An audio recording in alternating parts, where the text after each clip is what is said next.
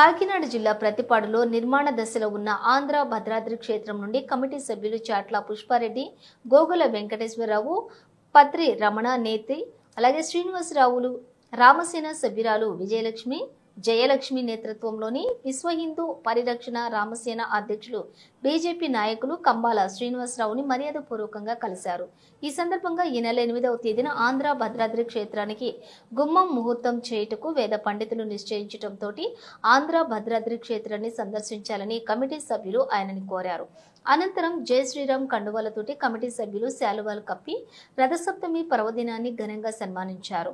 అనంతరం విశ్వ హిందూ పరిరక్షణ రామసేన అధ్యక్షులు బీజేపీ నాయకులు కంబాల శ్రీనివాసరావు మాట్లాడుతూ ఫిబ్రవరి 8న వేరే ఆధ్యాత్మిక కార్యక్రమానికి హాజరవ్వాలని, ఫిబ్రవరి 9న ఆదివారం నాడు ఆంధ్ర భద్రాద్రి క్షేత్రానికి వస్తానని కమిటీ సభ్యులకు తెలియపరిచారు. అలాగే ఆలయ నిర్మాణానికి తన వంతు చేస్తానని కమిటీ సభ్యులకు తెలియజేశారు. ఈ కార్యక్రమంలోని పార్థసారథి, కంబాల నారాయణరావు, రామసేన సభ్యులు పాల్గొన్నారు.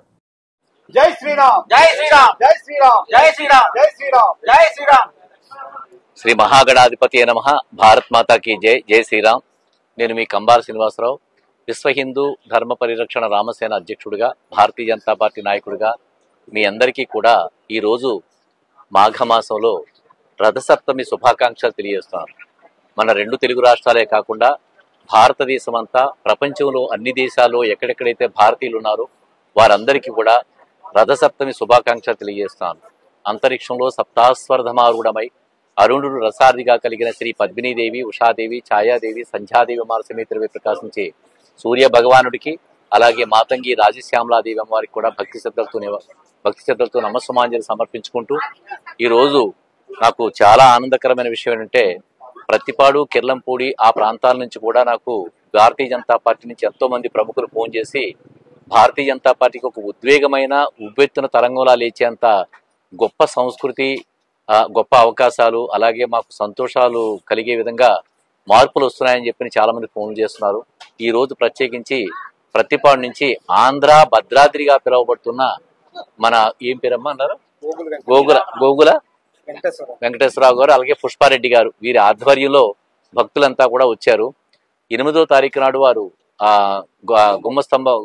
గుమ్మారి కొబ్బరికాయ కొట్టే కార్యక్రమం ఏదో ఉండేది ఆహ్వానించారు. అయితే రంపయారంపాలెంలో ముందుగానే 2 నెలల ముందు నుంచి కూడా దుర్గాదేవి ఆలయంలో ప్రతిష్టాపన కార్యక్రమానికి వెళ్ళడానికి చెప్పి వచ్చాను నేను. అలాగే నాకు చాలా ఇష్టమైన ఈ కార్యక్రమం ప్రారంభిస్తున్న దళితులకు సంబంధించిన గొంతేలమ్మ గుడులకు సంబంధించి శ్రీకారం చుట్టే నేను.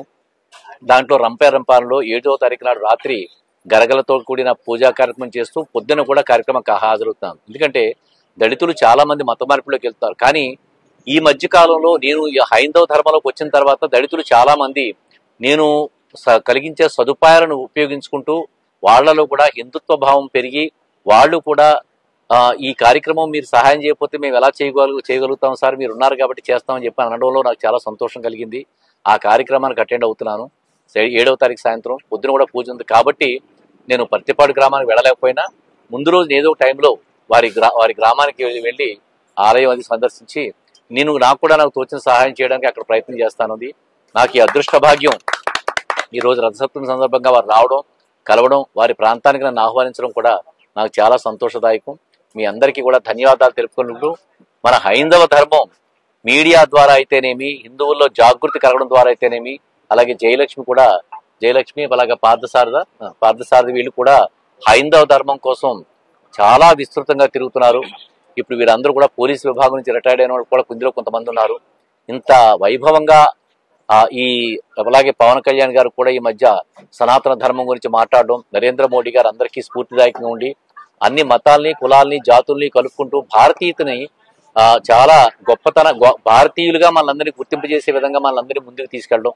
అంటే చాలా మంది రాజకీయవేత్తలు ఈ పార్టీల మత్తులో ముంచి, కుల మతాల మత్తులో ముంచి దేశాన్ని నాశనం చేయడం ప్రయత్నం చేస్తుంటే నరేంద్ర మోడీ గారు అందరినీ కలుపుకుంటూ ముందుకు తీసుకెళ్తున్నారు. ఆ స్ఫూర్తితోనే నేను కూడా మానవత్వాన్ని ప్రథమ భాష్యంగా తీసుకుంటూ ఎక్కడా కూడా కుల మతాల పేర్లు ఎత్తకుండా, రాజకీయ పార్టీల పేరు ఎత్తకుండా కూడా మానవత్వం ఎవరికైతే కష్టం వచ్చిందో వాళ్ళు ఆదుకుంటూ, ఎక్కడైతే హిందూ దేవాలయాలు జీర్ణం వైపున్నాయో కొత్తగా కడుతున్నారో వాళ్ళకి సహాయాలు చేస్తూ, ఇంకా 3 సంవత్సరాల పిల్లల నుంచి 80 సంవత్సరాల వయసులో వాళ్ళకి అందరికీ కూడా వివిధ ప్రణాళిక